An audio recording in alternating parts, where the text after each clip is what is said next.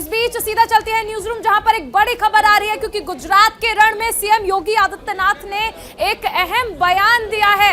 बड़ी खबर आपको बता दें, गुजरात के रण में सीएम योगी आदित्यनाथ ने एक बड़ा बयान दिया है। कल गोधरा की रैली में सीएम योगी आदित्यनाथ ने कहा कि गोधरा में लिया संकल्प से ही राम मंदिर बन रहा है।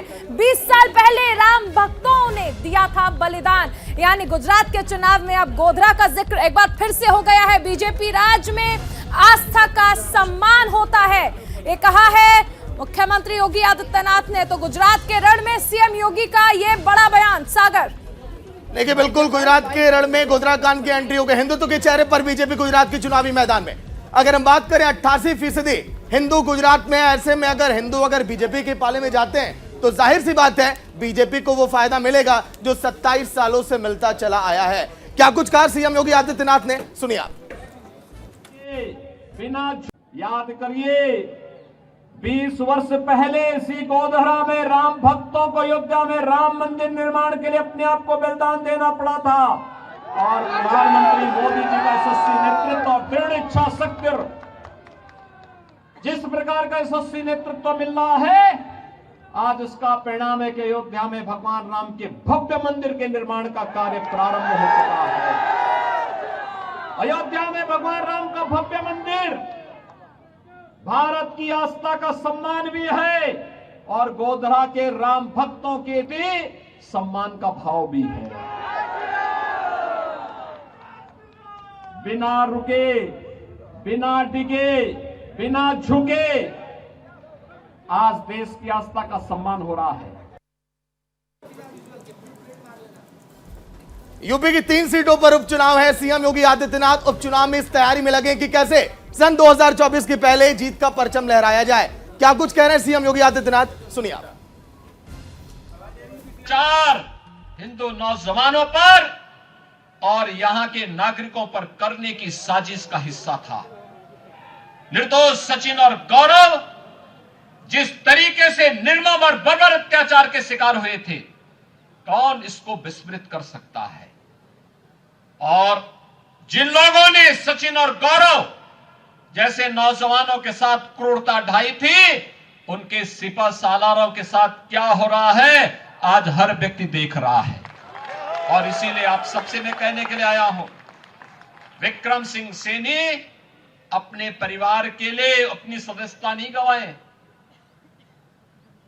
यहां के सम्मान और स्वाभिमान की रक्षा करने के लिए उन्होंने अपनी सदस्यता गंवाई। और मैं देख रहा था सदस्यता जाने के बाद भी उनके चेहरे पर कहीं कोई सिकन नहीं थी। उनको इस बात का एहसास था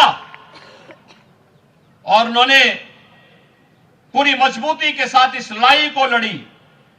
बिना डिगे, बिना हिले, बिना झुके वो उस लड़ाई को लेकर के लड़ते रहे, कार्य करते रहे। और सदस्यता जाने के बाद भी कहीं पे कोई संकोच नहीं। उन्होंने कहा कि जो मेरा कर्तव्य था उस कर्तव्य के लिए हमने किया। इसीलिए भारतीय जनता पार्टी नेतृत्व ने श्रीमती राजकुमारी सैनी जो मजबूती के साथ उनके साथ उस समय खड़ी रही, उनको फिर से प्रत्याशी बनाकर के आपके बीच में उतारा है। भाइयों बहनों, मैं आपसे पूछना चाहता हूं, जब कबाल का बवाल हो रहा था तब समाजवादी पार्टी की सरकार थी। महीनों कर्फ्यू था, लोगों को अपने घरों से पलायन करना पड़ा था।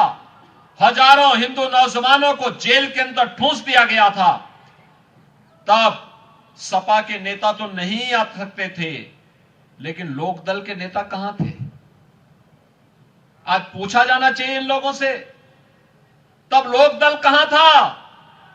तब तो ये पूछने नहीं आए थे। और भाइयों बहनों, हम लोगों ने मेहनत से प्रधानमंत्री मोदी जी के मार्गदर्शन और आशीर्वाद से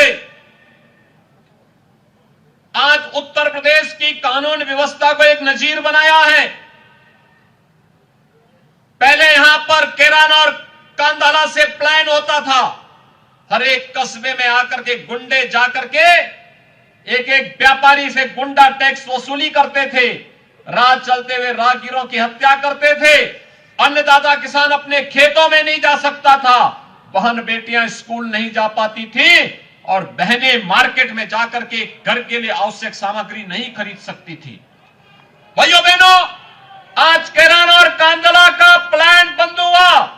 जो भागे हुए थे वे व्यापारी वापस आए हैं। आज फिर से कैराना और कांदला में रौनक फिर से देखने को मिल रही है। बान और बेटियां सुरक्षित हुई हैं। गुंडा टैक्स बंद हुआ है।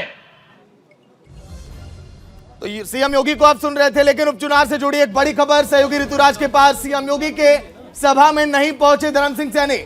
आज एसपी छोड़कर बीजेपी में शामिल होने वाले थे, लेकिन बीजेपी ने सैनी के लिए नो एंट्री का बोर्ड लगा दिया है। बड़ी खबर जो आप देख रहे हैं, काफिला ने लेकर निकले थे धर्म सिंह सैनी, लेकिन बीच रास्ते से ही उन्हें लौटा दिया गया।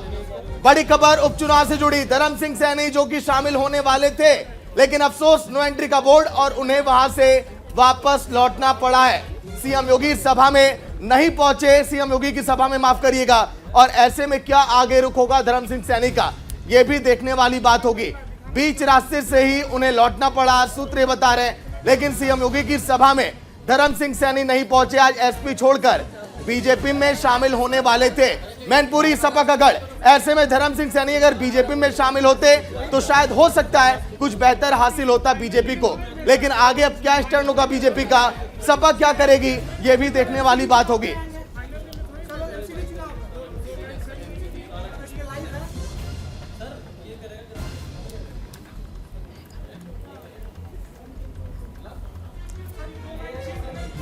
आईएसपी छोड़कर बीजेपी में शामिल होने वाले थे, नो एंट्री का बोर्ड भी वहां पर लगा दिया गया। चलिए चारुल। बिल्कुल, देखिए ये बड़ी खबर है इस लिहाज से क्योंकि भारतीय जनता पार्टी से जिस वक्त धर्म सिंह सैनी छोड़कर सपा में गए थे, उसके बाद आपने देखा था कई आरोप लगे थे धर्म सिंह सैनी पर, और ऐसे में ये अटकलें लगाई जा रही थी कि अगर भारतीय जनता पार्टी में वापस आते हैं तो धर्म सिंह सैनी, तो फिर ऐसे में तमाम आरोप फिर बीजेपी पर लग सकते थे।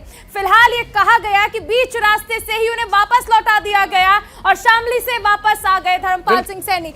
हमारे साथ सहयोगी नीरज जुड़ रहे हैं। नीरज, देखिए सबसे अहम चीज, बीजेपी ने नो एंट्री का बोर्ड लगा दिया है कि पहले आप बीजेपी में थे, फिर सपा में गए, फिर आरोप लगे, लेकिन अब वापस आपकी एंट्री नहीं होगी।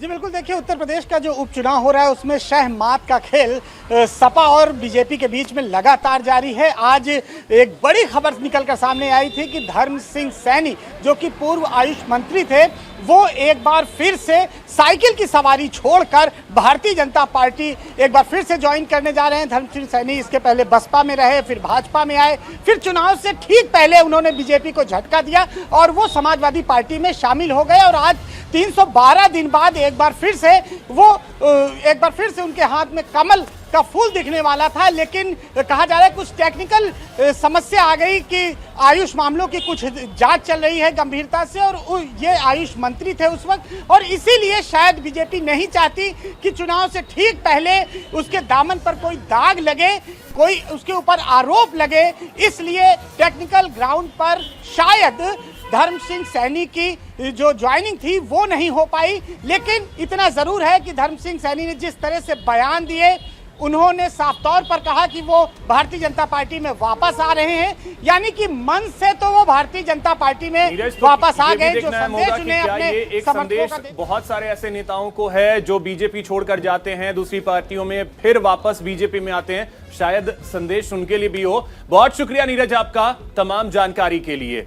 तो एक बहुत बड़ा संदेश जो है शायद बीजेपी ने देने की कोशिश की है। उपचुनाव में जीत हासिल करने के लिए बीजेपी पूरा जोर भी लगा रही है, चाहे वो मैनपुरी हो, रामपुर हो या खतौली की सीट हो, जीत वहां पे चाहती है बीजेपी और इसके लिए वो लगातार मेहनत भी कर रही है। लेकिन धर्म सिंह सैनी को लेकर के जो खबर आई वो बड़ी दिलचस्प है। सागर, तो बिल्कुल बड़े बेआबरू होकर हम निकले थे तेरे कूचे से, लेकिन जब हम तेरे पास आए तो तूने नो एंट्री का बोर्ड लगा दिया।